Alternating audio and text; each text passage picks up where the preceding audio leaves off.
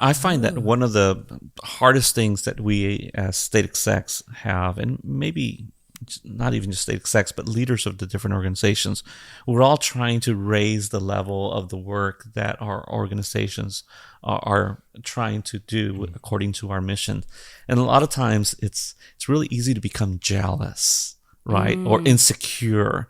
And I think that that's a sin that's in our hearts, Definitely. right? Absolutely. And so to always check ourselves and to, instead of having that insecurity or that jealousy, but to just thank God for the partners that we have, and then to constantly be seeking to partner with them and work together for the glory of God. Isn't it just a blessing to be able to do that? Yeah. It's rich and compelling. It's so rewarding to not have to try to get the win for anything, because when any one of us wins, South Carolina Baptists win. Right. And the win is for South Carolina Baptists. Right. It's not for the convention or the university or the children's home. It's for all of us. Right. We win together, or we don't win at all. That's or right. This association or that association, we're all.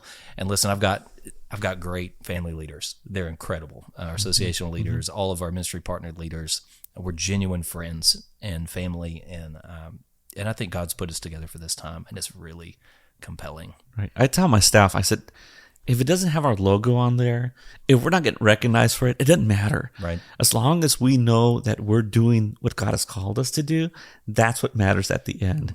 And it's just so important to remember that we're not doing this for ourselves. We're doing this for Him. That's right. And we're doing this for the Lord. And so it's just such an amazing opportunity to be able to serve. Welcome to the GC Collective podcast, brought to you by the California Southern Baptist Convention. From local missions to global impact, we explore the vision, passion, and heart behind our collective movement in California and around the world. Where better together isn't just a motto, it's how we maximize our impact in fulfilling the Great Commission. Hello, California Southern Baptist family. Welcome back to the GC Collective podcast. Pete, how's it going? It's going great. It's the new year, and I'm excited for what 2025 is going to bring. Did you get any gifts on the King's Day? No, I actually, you know what I did on King's Day? I pulled out my last batch of tamales. So I am officially 12 pounds heavier than I was last year, and I've had a lot of good Mexican food in the last month. I think what you should be doing is sharing more so you will eat less. Yeah, I'm sharing it with my body. That's great. We have a special guest here. I am all kinds of excited to have Tony Wolfe, the executive director of the South Carolina Baptist Convention. Welcome to the table. Thanks. Excited to be here with you guys. Have you ever been on a podcast before? I'm sure you have. Yeah. We ask but all not the time. this one. No. This is like, I feel like I've arrived in life. Thank you. I've made your podcast. That's Is that exactly because, right. you are from South Carolina and you came all the way to LA, Bit of to a California, hop, skip, and a right? jump just for this podcast. There you go. That's Okay. why I came. So for those who are listening, Tony Wolfe is basically the Pete of South Carolina, right? Also, for those who are listening, I could not live up to that reputation. Could not. My hair just won't allow it. No.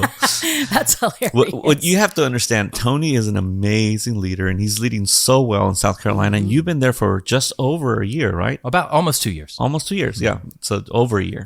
But Yeah, your it is over a convention, year. You're correct. but your convention is so very old. It is. And Is you it know the this. oldest? It is the oldest and the first state convention. Yeah, 1821. Yeah, but I saw that your history goes back to the 1600s. Yes, the first church there from Kettering, Maine was started in Charleston. Actually, the first Baptist church in the South was First Baptist Church of Charleston. In the 1600s. Late 1600s. And so your convention is over 200 years old. That's right. And it has never changed name?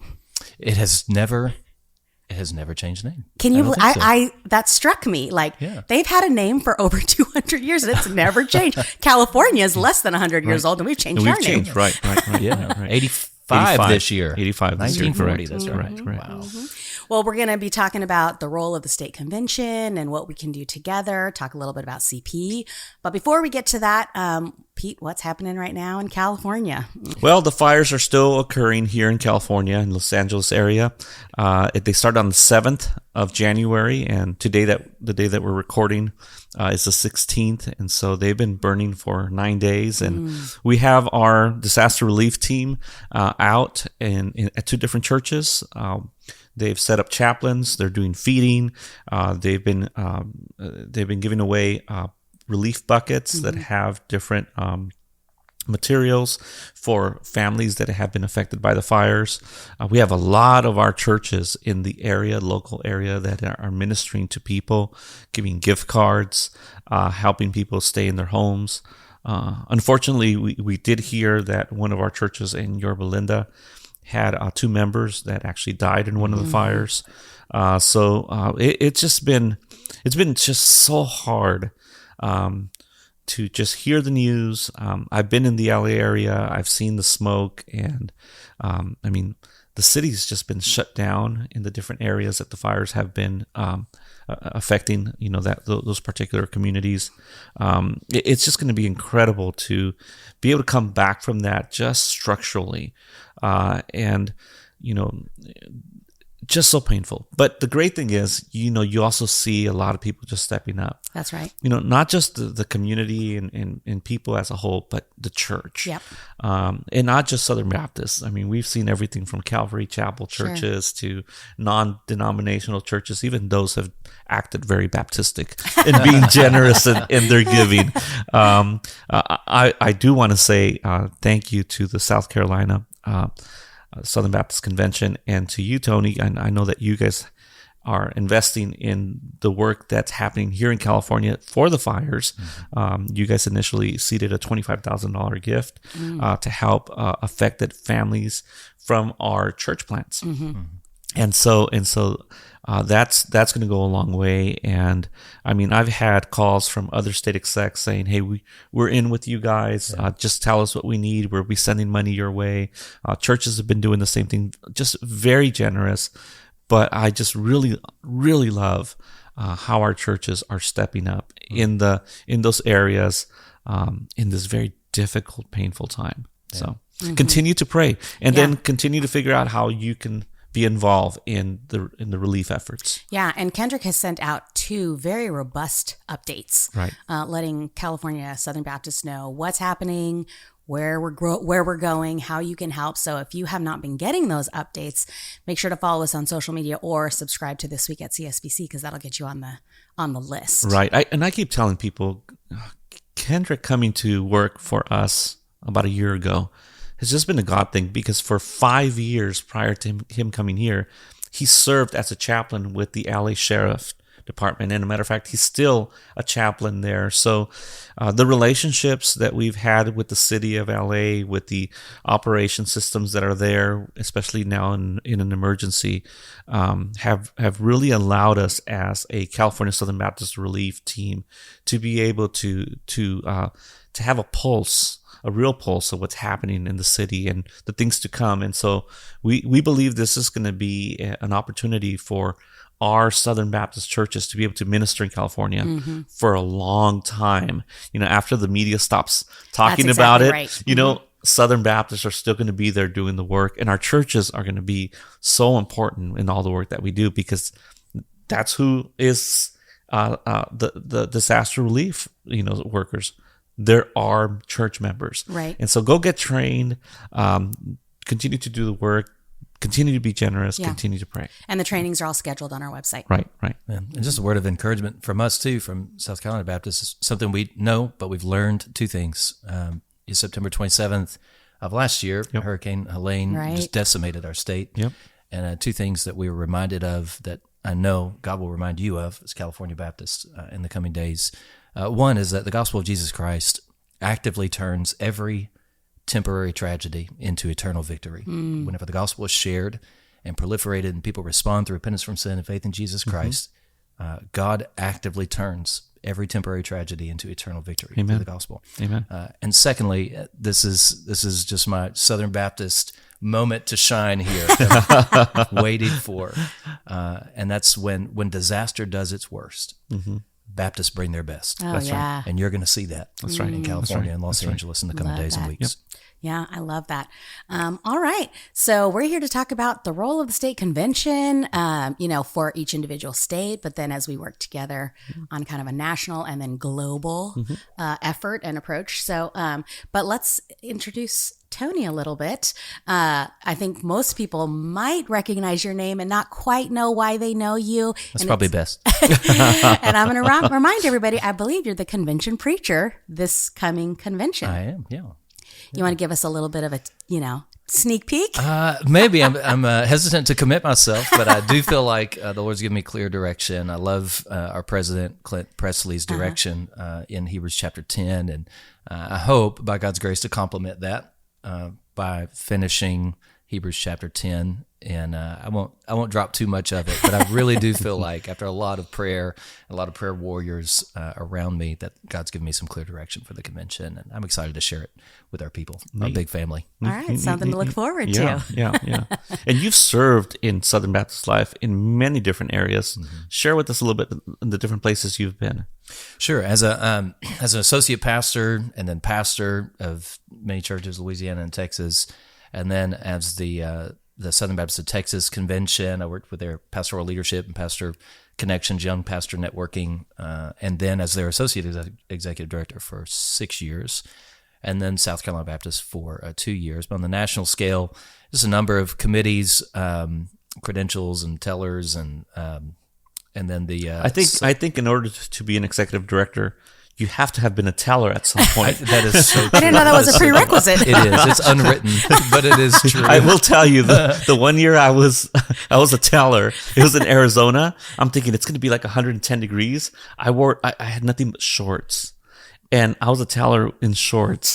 My goodness. And I just felt so out of place, especially like when Albert Mueller came out with his three-piece suit. Listen, And I so, remember anyway, that year, and I wish I was in shorts because it was like 150 degrees. It was something.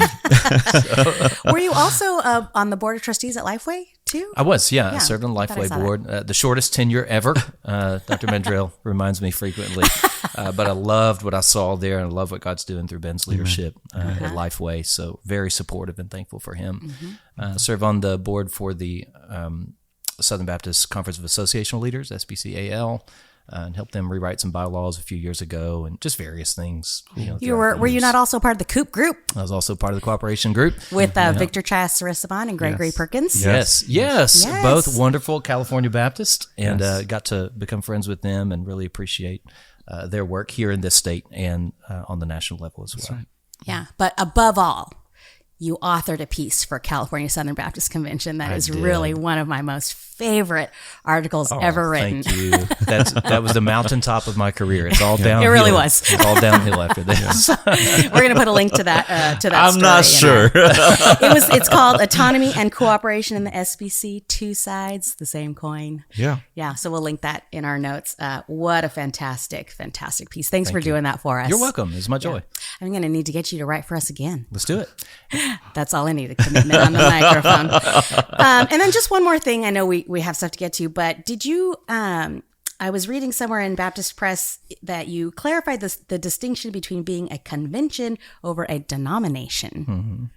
Yes, I would say I did, but it's not With something some we all other agree people. upon. Yeah. So if you think of a denomination as a hierarchical ecclesiastical structure, we are not that. We never have been, cannot, will not be that. Right. Our organization won't allow us to. Our theology won't allow us to do that. But if you think of denomination just lexically, I mean, as its actual definition, a denominate, a subset of a larger whole, then it's appropriate for us to think of ourselves, I think, Southern Baptist, as a subset of the larger evangelical movement, the larger evangelical whole. And if that's not enough for you, then actually the word denomination is in our original Constitution, 1845. Really? Yes, which was borrowed from or adopted in whole from the 1814 Triennial Convention, written by Richard Furman in South Carolina. So the word denomination, it declares us a denomination. But the idea was antithetical to any kind of ecclesiastical hierarchy. It was identifying us as a denominate, a subset of a larger movement, a global Great Commission movement that Christ inaugurated, I think, on the day of Pentecost. That's right. Interesting. Yeah. Ever since then, I've been very clear in my own everyday language that, we're a convention of churches. We are. And that is important. We convene. That's right. We convene Yes. to make big decisions, and then we cooperate throughout the course of the year. Yeah. So I just want to give some of our people some insight into the life of an executive director. You all have a fellowship, right? Kind of get together from do. time to time. We do. It's totally secretive. Yeah. And there's a secret We can't handshake tell the you. whole bit. It is. We can't tell you. Next question. There are 41 state conventions, and so at any given time there could be 41 of us, or even sometimes more when they're in transition, and there's one coming in, and the other one going out. But Sometimes they have a hard time letting go. I don't know. Yeah. And I mean, we get together as a whole at least once, right? In February, we get together at the annual meeting. We try to get together. Yep. Not everyone's always able to make it, so expensive. Sure. And then there's regions that will meet. He's with the South guys, where all the money's at. Right. We get to hang out with the Western state guys. Where all the what's at. Yeah, we're all the Fill in what's that at. blank. Yeah, but yeah, there's different fellowships. I for me, those have just been a huge blessing. Yeah. And a great encouragement to me. I was on staff with the state convention for 6 years, but I wasn't the executive director, and it's different. And so I've just been executive director for 2 years, and there are two things that really this fellowship has been good for me. And one is just built into the name, fellowship, genuine friendship. I knew Pete before this. Yeah. But I didn't know Pete Right. until Right. we really started fellowship. Until we had dinner last night. Yeah. Now I knew. Yeah. There's some things not we sure if we can't should say apologize on on the that. podcast. But it's such a unique role. I mean, one of the things that we talked about last night is how lonely this role can be. Sure. Because we're on the go all the time. You're not connected as tightly as you would want to be in a community. Right. And most of us, we were pastors. So we were just used to being just entrenched with members of the church. And so there's nobody understands, I think, what we go through and that loneliness, even with our spouses, right? As we go together and we do the ministry together. And so to have others that understand us is so great. Yeah. And the decisions that we have to make, nobody understands what the executive director does, Right. but other state executive directors understand the roles that we have. And so that fellowship is really gold for us. Well, and I imagine that beyond the blessings of the fellowship, there's some resource exchanging that must be happening, ideas and mentoring. Is that happening there? Yeah, I would tell you, I feel there are two guys in specific who I won't call out their name, but who have become mentors to me in that. Who are executive directors? You can say their name. Well, then I would exclude some keep others them? who I love and appreciate. You want to keep them to yourself. But then I also don't want to implicate them for any bad decisions I make. So, Gotcha. no, but I mean, the whole group is fantastic and great encouragers. But seriously, there are two specifically who have just absolutely intentionally wrapped their arms around me and mentored me and helped me through some very difficult decisions. And I don't know where I would have found that if I hadn't already found it in fellowship. And then the education piece, there's a big learning curve. Pete was associate staff here before he was executive director too, but he's right. The chair is different. It's just when you're the lead leader and the buck stops here, as a previous U.S. president said, it's just different. And learning those dynamics and being educated on those and all the tentacles, every decision, every word you say or don't say has a consequence, and not really being prepared for that. I've found a lot of education and encouragement and strength in our fellowship. What I loved a couple of years ago was when Dr. Orge talked about how we're the glue guys. Yeah. We're the glue guys. I think that when you think of a state executive director, you're the one that's trying to bring everybody together. We have used the model Better Together. Share with everybody what the model has been in South Carolina since you've been there. So when I got there, South Carolina has such a deep, long history. Yeah. Obviously. But when I got there, they had gone through a season of difficulty, and the previous executive director, Gary Hollingsworth, was just pure gold. I mean, he really created peace and rebuilt some bridges. But we have 8 ministry partners. So there's the convention and 8 ministries, 9 entities that are, in our Baptist way, loosely connected because they're all autonomous. but we were all just kind of doing our thing, and doing good things. But there wasn't a whole lot of synergy between us. And so one of the first things that I felt like the Lord put on my heart was for us to really be one family. And so we have a one family mindset. We're not trying to duplicate things. We're trying to, one of our universities is really good at this and the other one's really good at that. And I have a staff member, that let's say one of my staff members in discipleship. If we're creating a curriculum, why wouldn't we use the discipleship guys at our universities? Of course. If we're telling a story, it's not like either the courier or my creative team. We're doing it together, So a one family mindset, we all have the same goal, and that's to reach our neighbors with the gospel of Jesus Christ, disciple them in the faith, educate them, and mobilize them on mission, a lifetime of mission. And that we're all doing that. We're doing it in our various entities, various churches and associations, and we're doing it like one family on one mission through one cooperative effort. Talk about some of your family that you have. Talk about these ministries. I know you guys have 3 universities. Are they all universities, colleges? Yeah. And what else does a convention that is so old, established, rooted, yes. What are some of the things you guys have been able to do that comes alongside the local church and is able to enhance the mission in South Carolina? Yeah, so South Carolina Baptists are about 500,000 Baptists in the Palmetto State who gather in about 2,000 cooperating churches every Sunday.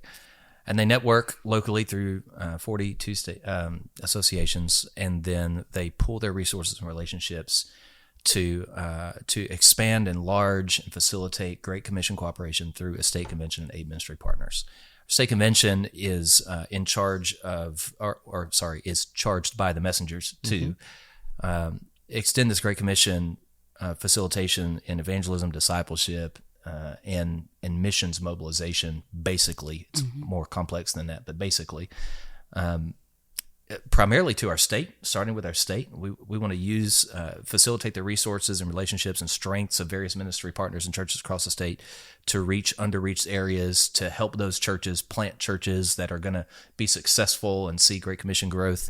We want to challenge and resource and then facilitate pathways for missions mobilization and ministerial education and pastoral education and discipleship. So we facilitate a statewide missions and ministry model that's entrusted to us by the messengers of the convention, and then we are accountable to those messengers through our structure. And then those messengers also, they don't just have a state convention, they have these 8 ministry partners. 3 of them are universities. You have a fantastic California Baptist University. We have the best university, yes. Well, I was going to claim the opposite of that. So you may have the best on the West Coast. We have the best, I'm telling you. Our 3 universities are amazing. Anderson University, North Greenville University, and Charleston Southern University. They're all very different. We have 5.4 million people in South Carolina. Oh, wow. And we have 3 universities. Wow. And they're tapping out about 11,000 FTEs right now between the 3 of them, and they're all distinct and different, and they have their niches, but they love each other. And when the presidents get together, when one of them steps up to the mic, I'll tell you, every single time one of our presidents steps up to the mic, they brag on the other ones. Oh, it's awesome. Incredible. There's this healthy, I guess you would say the word competition, but they're actually for each other, and that feels like a family. It feels amazing. We have a children's home that right now is ministering to about 148 children. It's actually not just a children's home, it's children's ministry, so it's foster care and adoption ministries across the state. 148 children who otherwise would have been not cared for one reason or another. And we have a South Carolina Baptist Ministry of the Aging that helps senior saints thrive in their sunset years. And the Courier, which helps us tell the South Carolina Baptist story internally and externally in our state and across the United States. And I'm going to miss one if I keep going. We have a Women's Missionary Union, Jess Archer, who's the executive director there. She's phenomenal. That's 7. Thank you for counting. Hold up the finger so I don't miss any. Jess Archer and the WMU, and they just had a record year facilitating our state missions offering. Of course, what they're doing is educating on mission and raising up not just women, but boys also on a lifetime of mission and sacrificial engagement in the mission, give and go. I just had a record year in our state missions offering, giving over $2.1 million through the Janie Chapman offering. And then we have a foundation, and the foundation, like you guys have, does the same thing, manages kingdom assets to facilitate Great Commission growth. Well, those are our ministry That's partners. great. That's great. Wow. And then the state convention. So that's 9. And then state so convention. yeah, that's great. That's awesome. That's awesome. But it's just such a blessing, all that we see that happens in our states, how we come alongside churches and just how people are getting reached, right? I mean, your population, you said, is again, how many million? 5.4. That's the whole state. That's the whole That's state. the whole state. Wow. Yeah. Y'all have 39 million. 39.5 million. Yep. And it's just incredible. And I mean, we claim to have about 2,300 churches. It's probably less than that, but you guys have 500,000 people going to your churches. We have about 160,000 people. I mean, the vastness of lostness in California, there is no greater mission field in the United States than in California. And I thank God for the partnership that South Carolina has had with California churches. And you guys have been involved now for multiple years. I think it's like closer to 5 years now. You guys have been involved with church planning, particularly in Southern California. Right. And so why don't you share about that partnership, why that partnership, and what are some of the things that your churches have seen and been blessed with because of the partnerships? Sure. So South Carolina Baptists we are a sending people. We're a sending state. We don't want to withhold just resources or people inside our state. We want to raise up and send out. And that's just part of our DNA. It always has been for 204 years now. So we're constantly looking for, just as part of our DNA, we're constantly looking for where, and I'm just be honest, where's the hardest place to reach? I mean, where is nobody else going? Because South Carolina Baptists want to go there. Right now we have 243 South Carolina Baptist sent ones on the mission field with the International Mission Board somewhere around the world. So we have a South Carolina Baptist sent one with the IMB in every, if you count North American partners with the North American Mission Board, in every time zone around the planet, which means, I love this, the sun never sets on the South Carolina Baptist Witness. Oh. That's Come on, great. man. Isn't that That good? is awesome. That's good. They should drop that little one line right there. But California is a huge part of our sending philosophy because of everything that you just said. Greatly unchurched. So you look for, where's the need great? That's what we're looking for. Where's the need great? And then you have to have people on the field that you can trust. So whenever we're overseas in other nations or countries across the world, we're looking for somewhere that we can plug in. There's a constant witness there. The International Mission Board is our only organizational partner internationally. I mean, we're working with them. That's right. And sending alongside of them because of the ongoing work there. Well, in California, we have the California Southern Baptist Convention, and we believe in you and your leadership, and we love what we see and the heart behind it. I mean, you want to reach the lost, disciple them in the faith, and then mobilize them to reach their neighbors in the nations. Right. And so that heart, we're a country apart, right? But our heartbeats are so close together. That's right. And you look for that. You look for a great need and a great partner, and then a great opportunity. And I think the opportunity right now with between the East Coast and the West Coast, South Carolina Baptist and California Baptist, is as good as, if not better than, it ever has been. Right. I love that. And so we're not just excited. We are excited. We're not just excited. We're honored to be able to walk with California Baptists in this season to reach this important state in our union with the gospel. So that's why we're so invested in California. You probably don't know this because you weren't in South Carolina at this time. But in 21, when the annual meeting was held here in Anaheim, I went into a room with about 30 pastors and leaders from South Carolina, and we shared our Consider California video, and that video was presented to these guys, and from that year on, I mean, we just saw a rise of guys coming out here. Lee was the evangelism leader at that time. Lee Clamp, Dr. Clamp. Yeah, Dr. Clamp now, yes. He was the evangelism leader at that time. And I mean, I just remember him being invested. We got to go all hang out and go to Blue Heaven to go see a Dodger game together, and just as a way to say thank you. But it was just so neat to see from that point forward, just such a heavy involvement of these churches, and they did all kinds of stuff. They continue to do all kinds of stuff. Share with us some of the things that churches from South Carolina are doing in California. So, and that's part of our strategy, is not to become like this long-term dependent partner. Instead, what we want to do is introduce our churches, our cooperating churches, to the work and create avenues and bridges for them to be engaged long-term. So one of the things that our convention did a couple of years ago is sponsor a church planners and wives retreat, right, in cooperation with the North American Mission Board and California Baptist. And we put that on. And of course, Dr. Clamp and Melanie Ratcliffe, who works with us there at the convention. She's a director of relational evangelism and everything else in the world revolving pastors' wives and ministers' wives. So they put this on, and then just the heart was so big and good for it. But what they did was brought some of our church leaders, the pastors' wives, with them for this. And then they got a heart for it. And now the church planners' wives networking here, right, on South Carolina Baptist behalf, is the ministry of a couple of our churches that are partners. So we just introduced them to the work, handed it off to them, and they're doing a phenomenal job. And then beyond that, the individual support. South Carolina Baptists are so generous. They are so generous, and they give generously and sacrificially and faithfully and cheerfully through the cooperative program. And I'm so thankful for them. And then on top of that, they just give and give and give to causes they believe in, like individual church plants in the Los Angeles area specifically, because we had that 2-year partnership with Los Angeles. And so we have churches all across South Carolina who are targeting, like a rifle shot, specific church plants in Los Angeles, one of the most unreached and most populated areas in your state.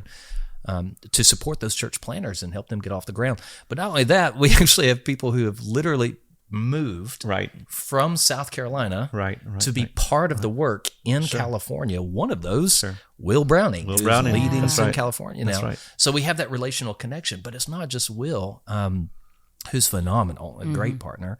And we like him. Much love. We like him. Much loved from coast to coast, apparently. But some of our college students, when we have lots of, all the 3 colleges, we're also on 34 different college campuses in South Carolina, reaching tens of thousands of college students, and then gathering them in Baptist Collegiate Ministries. And we have a Palmetto Collective that's a college student kind of pathway toward vocational missions. So we're leveraging all of these relationships and all these opportunities, and we're asking them every time we're sending them on mission, all the time, sending them everywhere. We mobilize them to California and Japan and Africa and everywhere around the world every year. And then we ask them, God is calling some people to vocational missions. God actively calls people right now to give up their lives and all of their comfort and move somewhere for the sake of the mission and invest your life there. Why not you? Yeah. So instead of, are you called? Let's talk about it. It's why not? Why wouldn't you be? So in South Carolina, it's become, I said, we're a sending state. It's normal. It is the normal thing for us to send our own children all the way across the country and halfway around the world on mission with trusted mission partners. That is normal. And it's normal for us to allocate large percentage of our church's budgets to fund these trips, because that's the normal thing for Christians to do. That's right. And South Carolina Baptists are all in. They're behind it. So these are some of the things. Actually, we had one of our college students from one of our universities a couple of years ago mobilized with one of our college initiatives to Los Angeles for a church plant. And then I think it was last year or a year and a half ago, she graduated from one of our colleges and then moved to Los Angeles to be part of this church. But you can get a job anywhere. Yeah. So she decided to get a job in Los Angeles so she could be part of this. Come to Sodom team. Come to Sodom, man. Not Sodom, it's Babylon. It's Babylon. Yeah. Anyway, those are kind of things we're doing. I mean, a state convention like yours has been around for such a long time. So many of our churches cooperating together, being generous and doing the work of the Great Commission. You and I know the value, we're just so grateful to God for the cooperative program.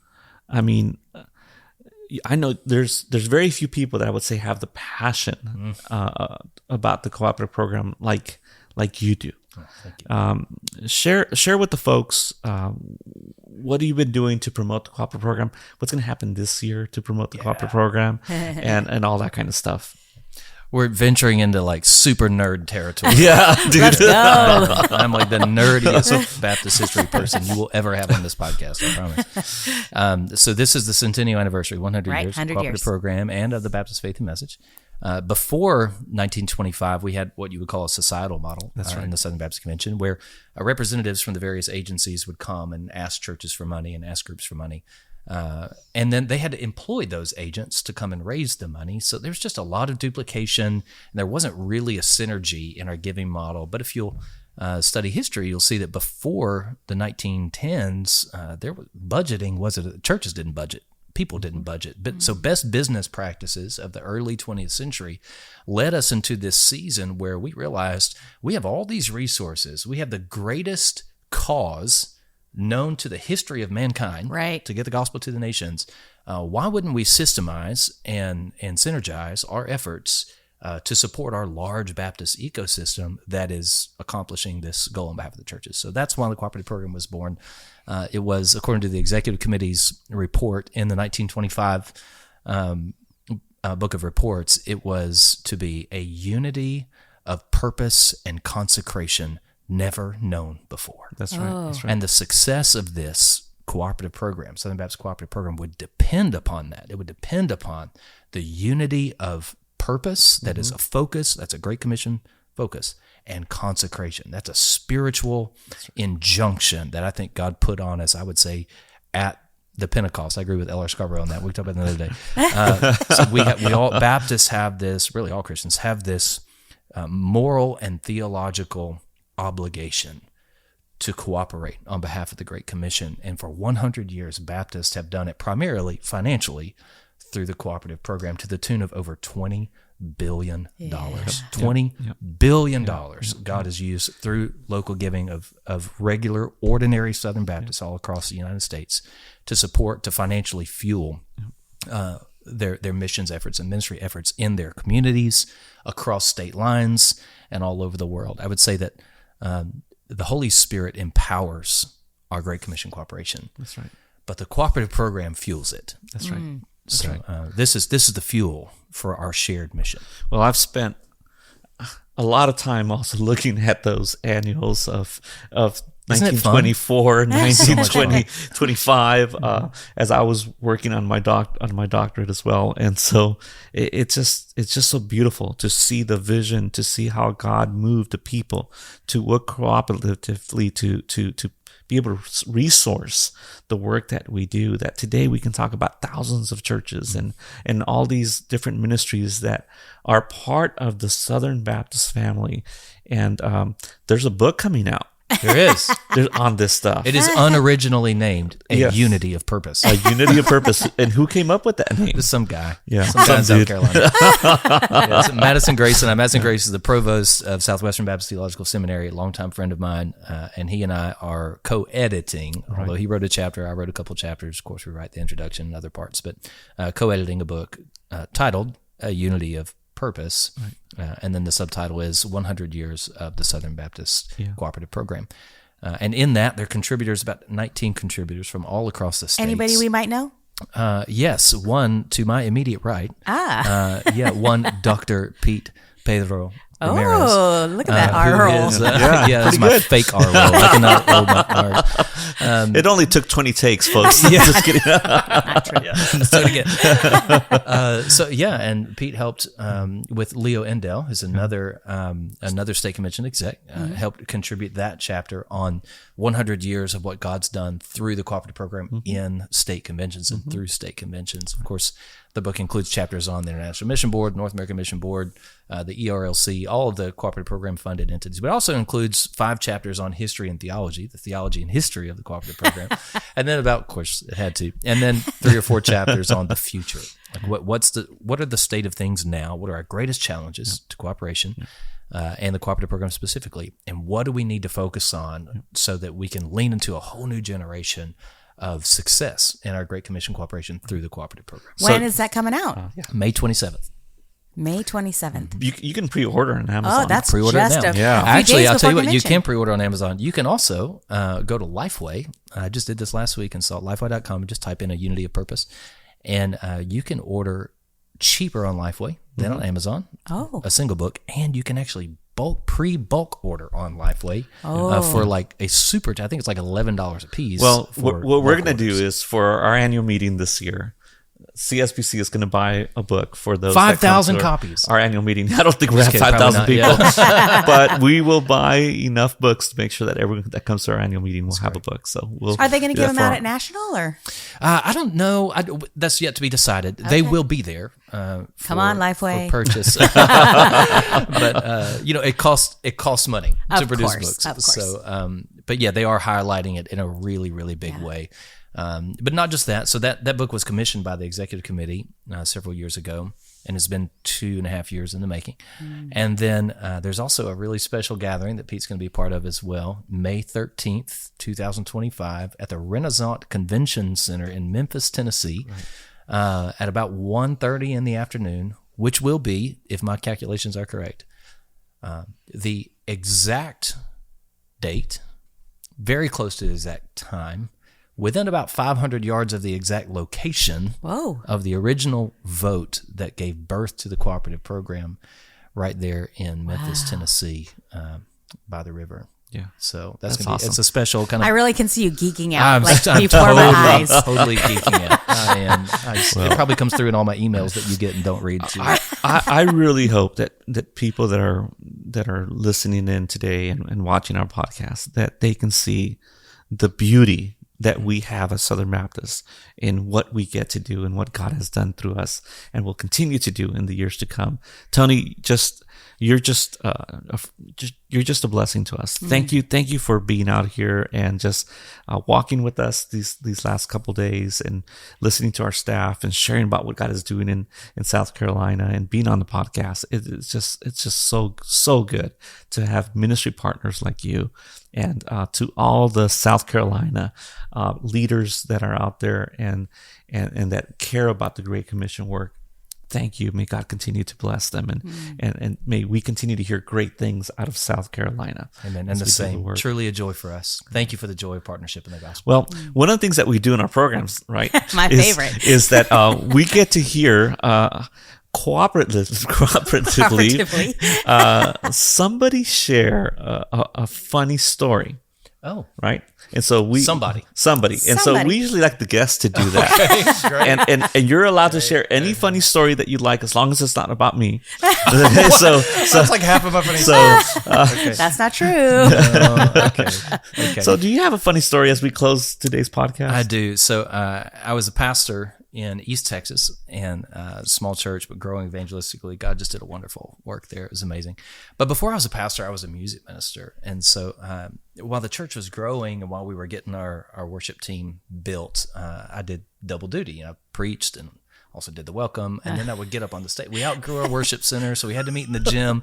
The gym stage was like 90 feet high. It wasn't 90 feet high. It was more like 5 feet high. It was really, really tall.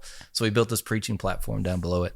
And so one Sunday morning, I had to do I played the piano, got down, did the welcome, had to get back up and play the piano really quick. Well, there were stairs around the side, but it was so fast paced. I just thought, well, I'll just jump up on the platform. One jump. So I gave the welcome, and then I turned around to jump up on the platform.